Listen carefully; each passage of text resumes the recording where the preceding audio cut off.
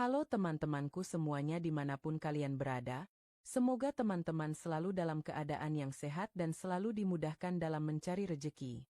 Berjumpa lagi dengan channel Ruang Imajinasi, channel yang berisikan tentang konten cerita romantis yang diberi latar belakang berupa video pemandangan alam. Pada kali ini di hari Senin tanggal 19 Mei tahun 2025. Kali ini saya menghadirkan sebuah kisah terbaru ya. Menceritakan tentang sebuah hubungan seorang pemuda yang bernama Raka dengan ibunya. Aminah, dia adalah ibuku satu-satunya orang tuaku berusia 43 tahun seorang single parents. Ibu menurut pandanganku sebagai seorang lelaki, beliau sosok yang menarik. Siapapun yang melihat ibuku aku menjamin langsung terpengaruh bapak-bapak tua maupun anak muda karena pesona ibuku yang kelewat batas auranya. Sudah lebih 10 tahun ibuku menjanda, banyak bapak tua bahkan bujangan ingin menikahi ibuku. Tapi ibu selalu menolaknya karena ibu selalu teringat mendiang suaminya yang sudah meninggal dunia. Selain itu ibu ingin fokus mengurus aku yang sebenarnya aku sendiri sudah dewasa. Sungguh alasan yang menurutku aneh, padahal aku sudah berusia 23 tahun tapi perhatian ibu padaku sungguh luar biasa. Pernah aku tanyakan kepada ibu kenapa tak mau menikah lagi? Alasannya ibu takut meninggalkan diriku. Dan pasti akan ikut suaminya kemanapun suaminya pergi, sedangkan ibu tak mau jauh dariku. Kedua, ibu masih bisa mencari uang dan dia bilang ada aku yang melindungi dirinya. Jadi ibu sama sekali tak ingin menikah lagi apapun yang akan terjadi. Aku dan ibu tinggal di dekat Gunung Salak, tempat para pendaki yang ingin menikmati keindahan alam yang luar biasa pesonanya. Di tempat inilah saya bersama ibu hidup dari membuka warung kecil-kecilan. Warung yang terbuat dari papan kayu peninggalan almarhum ayahku dulu, kami teruskan dengan penuh kesabaran. Selama aku ada bersama ibu takkan ada yang berani macam-macam sama ibuku, karena aku sendiri berperawakan tinggi dan kekar seperti binaragawan.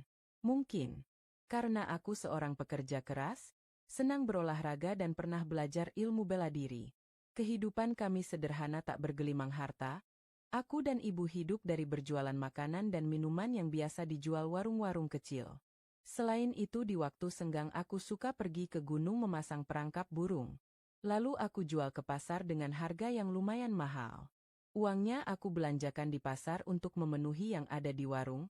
Ibuku sangat senang melihat sifatku yang penuh rasa tanggung jawab terhadap keluarga.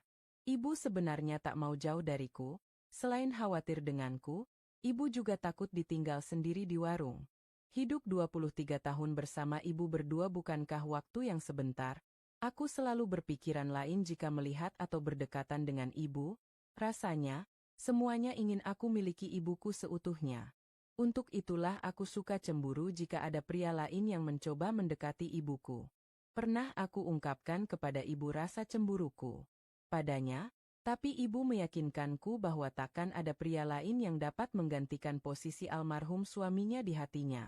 Aku pernah merayunya, lalu apakah aku bisa menggantikan posisi ayah di hati ibu?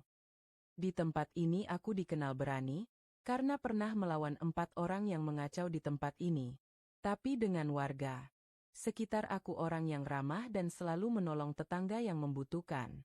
Tidak pernah sekalipun aku mengganggu warga sekitar dan aku pun diangkat sebagai ketua keamanan di jalur ini pun bukan atas kemauanku sendiri, tapi hasil musyawarah para warga sekitar yang berjualan.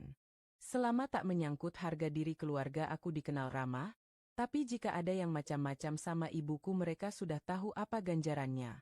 Orang-orang di sini respek terhadap masalah tetangganya, tapi bersikap biasa saja jika itu masalah pribadi.